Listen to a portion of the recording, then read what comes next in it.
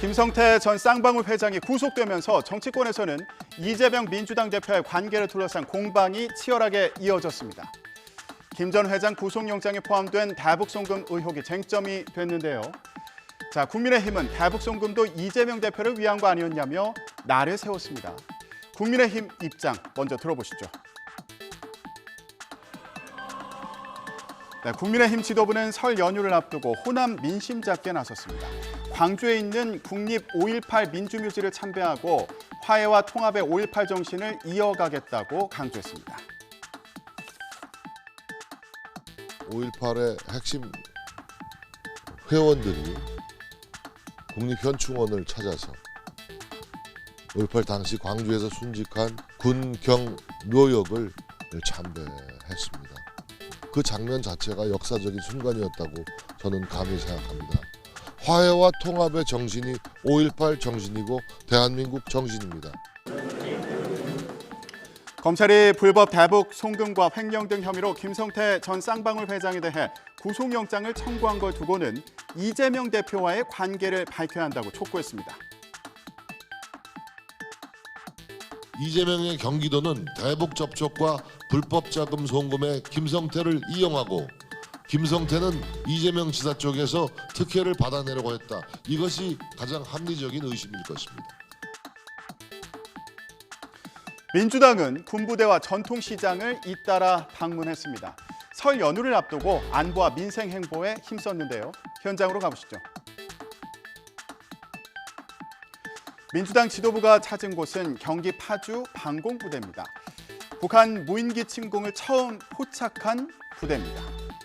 이재명 대표는 우리의 단거리 지대공 유도미사일 천마와 관련한 상세한 설명도 듣고 또 장병들과 함께 식사도 하며 격려했습니다.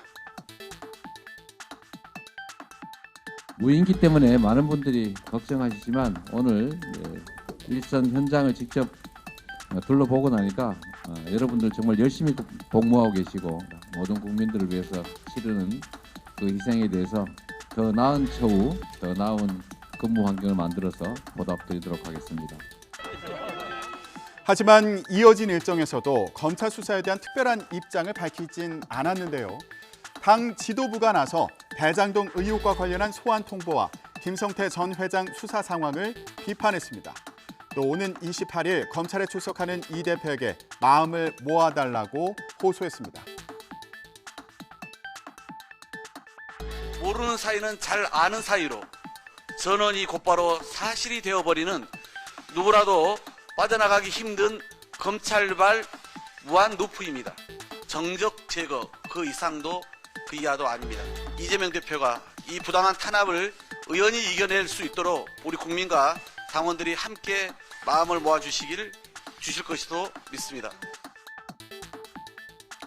그런데 28일에 출석하겠다는 이재명 대표의 발표에 검찰이 불쾌한 기색을 내비쳤습니다.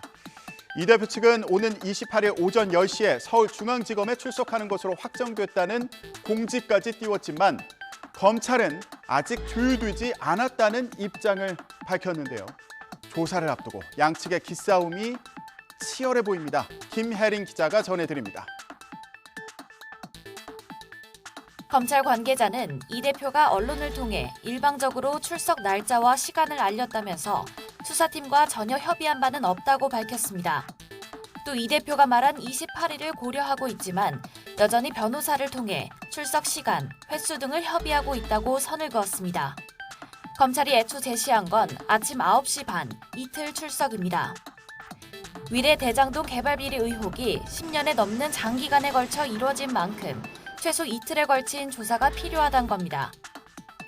검찰 관계자는 이를 두고 이 대표의 배임과 부패방지법 위반 혐의를 공식적으로 언급하면서 확인할 부분이 상당히 많다고 강조했습니다. 또 이 대표가 당시 성남시장으로서 최종 의사결정권자였다는 점도 거듭 밝혔습니다.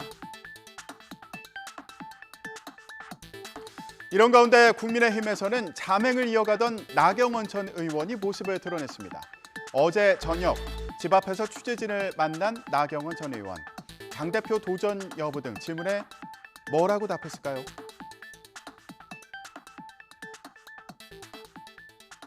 고생들 많이 하시는데 혹시 그 당대표 들어가면 안 되겠어요? 의원님 혹시 그 당대표 출마 여부 결정하셨습니까? 며칠간 좀 저의 지난 정치 여정에 관해서 좀 생각해보고 뒤돌아보고 있습니다. 생각을 곧 정리해서 말씀드리도록 하겠습니다. 사실 이렇게 결심이 거의 섰다고 그저께 말씀해 주셨는데 혹시 좀 유효한지 곧 생각을 정리해서 말씀드리겠습니다. 대표님 네. 오늘 대통령한테 사과를 한다 이런 보도가 나왔는데 여기에 대한 입장 있으실까요? 수고 많이 하시고요. 고생 많이 하십니다. 곧 생각을 정리해서 의원님 그 말씀드리겠습니다. 하나만 여쭤보겠습니다. 그 죽었다 깨도 반윤은 되지 않겠다고 말씀하셨는데 현재 상황에 비춰보면 본인의 포지션은 뭐라고 생각하십니까? 생각을 정리해서 말씀드리겠습니다. 최근에 안철수 의원들이 뭐 이 정도 하시죠. 내가 다시 뭐 그 입장은 늘 같은 입장을 지금 가지고 있고요. 이 정도 할게요. 예. 대표님 대통령 본이 아니고 전달 과정에 왜곡이 있었다 이 입장은 여전히 변함이 없으실까요? 수고 많으십니다. 나 전 의원은 동시에 자신을 향한 공세를 편 홍준표 대구시장과는 설전을 벌였습니다. 앞서 홍 시장은 부부가 출세 욕망으로 부창부수하는 건 곤란하다고 주장했는데요. 나 전 의원이 당대표 출마를 고민하는 가운데 남편인 김재호 서울고등법원 부장판사에 대해서 대법관 예정설이 나오는 걸 겨냥한 거란 해석이 나왔습니다. 이에 대해 나 전 의원은 보도자료를 내고 홍 시장 발언은 허위 주장으로 책임을 져야 할 것이라면서 가족까지 공격하는 무자비함이 상당히 유감이라고 밝혔습니다. 여기에 대해 홍 시장은 일부 금수저 출신의 위선과 내부 흔들기로 자기 입지를 구축하려는 탐욕과 위선을 참고 볼 수 없다며 맞대응했네요. 자, 이런 가운데 나 의원 측에서 수도권 후보들 안철수, 윤상현 의원과 연대 가능성을 시사해서 관심을 모았는데요. 안철수 의원의 반응은 어땠을까요?